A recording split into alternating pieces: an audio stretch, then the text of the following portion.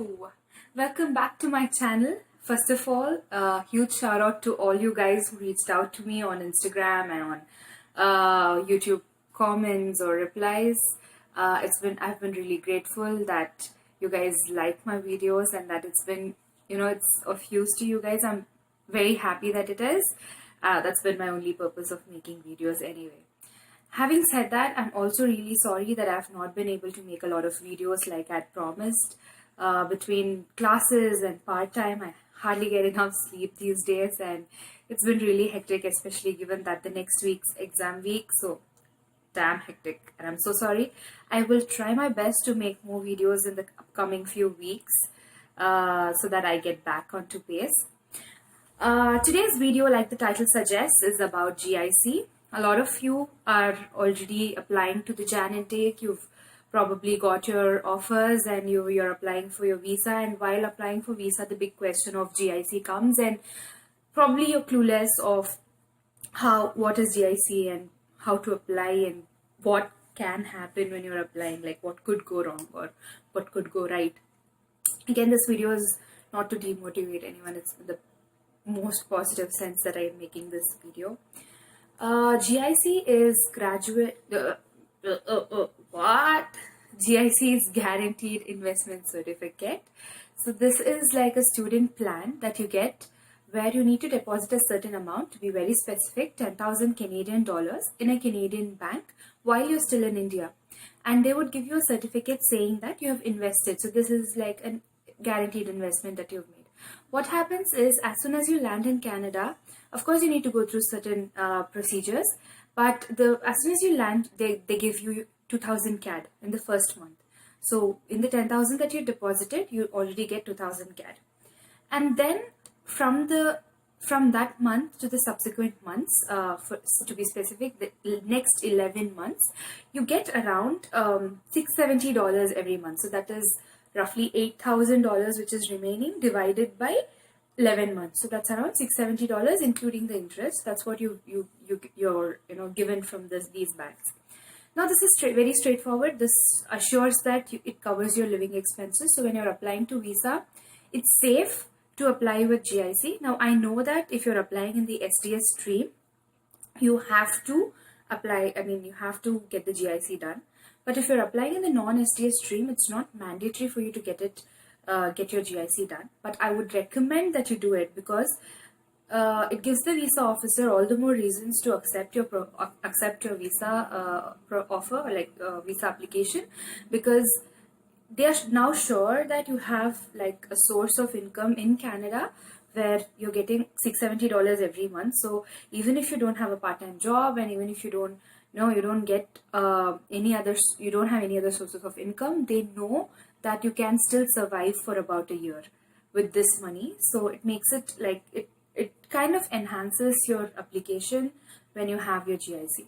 Now, having given you a brief idea of what GIC is, now let's talk about what are the banks that provide GIC and which is, in my opinion, the best bank to apply for GIC. What are the pros and cons of each bank? Let's make this really quick because it's an important topic, but at the same time, it's not something to worry too much about.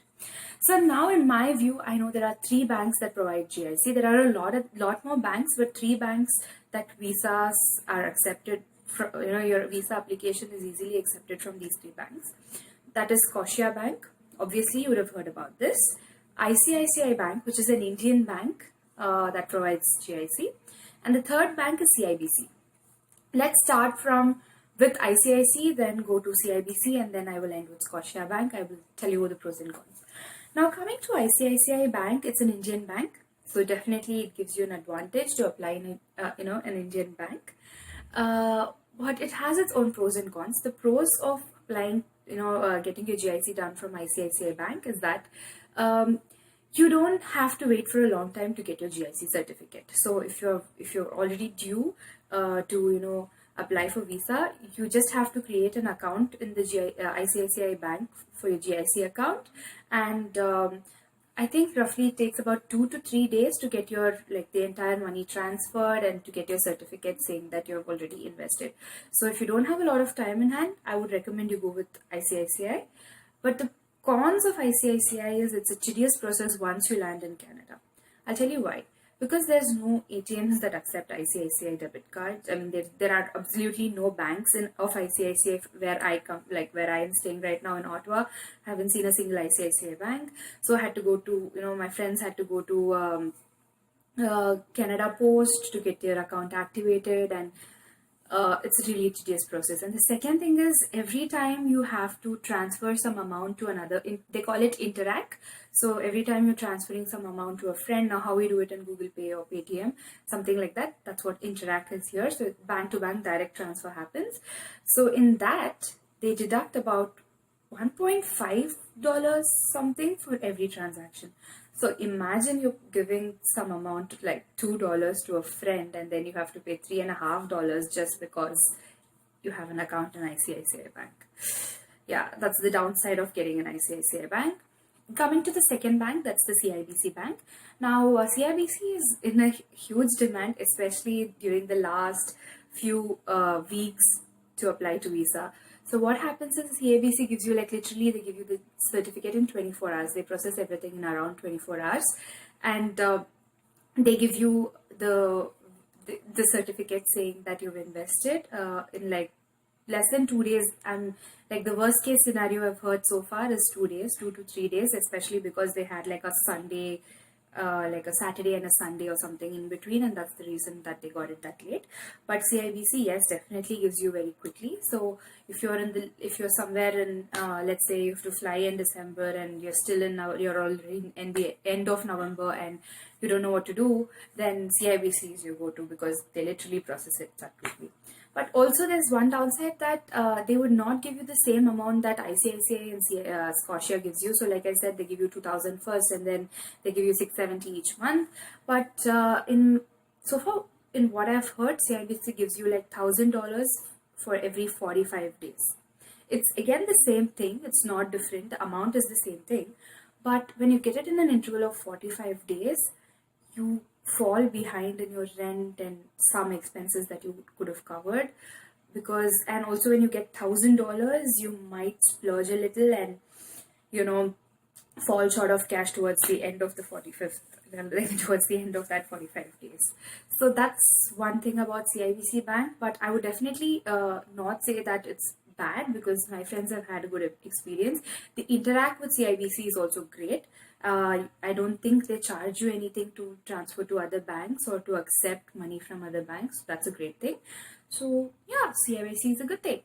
And thirdly, and most importantly, like the thing that I am using right now is Scotia Bank. I'm not going to be partial about it just because I'm using it, because I know they have some downsides too. Let's just talk about the pros first. First and foremost, you get like as soon as you land, the process is very, very simple.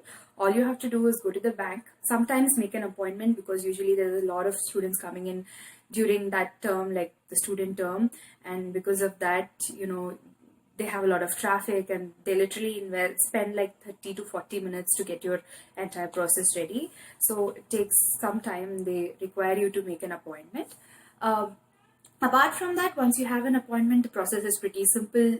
Like on your welcome letter, they have told you the things that you need to get when you go to the bank. And as long as you have those things, it's really straightforward. They create your account, they give you the debit card, they give you your credit card, and like they give you the credit card information. Of course, the credit card comes in the mail. And of course, you get something called the scene card. Now, scene card is like the go-to thing for all the students here, because every time you swipe with your Scotiabank's credit card or debit card, you get some points on the scene card.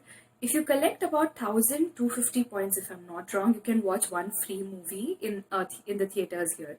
So literally by just spending some money, you are accumulating enough funds to watch movies. So that's like an advantage. So most of the students here try to go for Scotiabank because free movies, who doesn't want free movies, and who wants to spend $12 on a movie, right? So 12 and a half. $13 on a movie, while when you can just buy your groceries and watch free movies at the same time. So yeah, so that's the pros of Scotiabank. And ABMs are everywhere. Interact is very, very straightforward. You don't have to pay a penny to send money to anyone or to accept money from anyone. And GIC comes in exactly on the day that it has to come. And it's never been, I mean, it's been 2 months so far and never been late. And it's been great so far. Like, I've had a good experience with Scotiabank personally. But it also has a huge downside. Now to apply, I mean to get a GIC from Bank, you need to have a lot of time in your hand because the entire process literally took me 15 days. So I first had to create an account with Bank, which took me 5 days. And then once my account was created, I had to transfer the money. And when I transferred the money, it took about another 5 to 6 days for them to receive the money.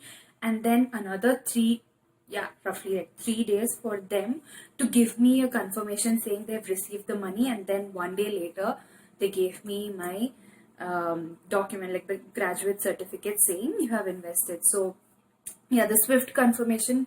So I applied, I created an account, took 5 days, and after like 6th or 7th day I went, made a transfer.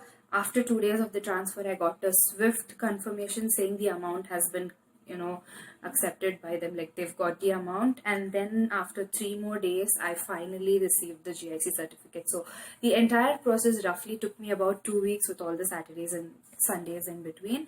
And sometimes when you're in the last minute and you have to book your flight tickets, and for that you need to have your visa ready, and then you don't have like 15 days in your hand. So that's kind of the downside of applying to Bank. But apart from that, everything else has been great. So now that I've told you about all the 3 banks that provide GIC, it's up to you guys to decide which one you want to go for. Nothing's bad, guys. Everything's really smooth here. Nothing's like, it's not like you can't handle it at all. I mean, I know my friends who have GIC in Icici Bank, but they've created another account in Bank and in Royal Bank of Canada, the RBC Bank, and they transfer the funds from Icici Bank once in every 3 months. Once, like, they have a huge amount, and $1.50 is nothing at that point, and they transfer everything to this bank, keep it in this bank, and use this account to run things around. So yeah, you could always do things like that. It's not really difficult. Just think, if you have a lot of time in your hand, go for Bank because it saves you a lot of time. But if you're in the last few days, like you don't have too much time to apply for your visa, definitely consider ICIC and CIBC. It's not that bad. Yeah, you don't get to watch free movies, but it's not bad. Like, if the situation calls for it, go for it.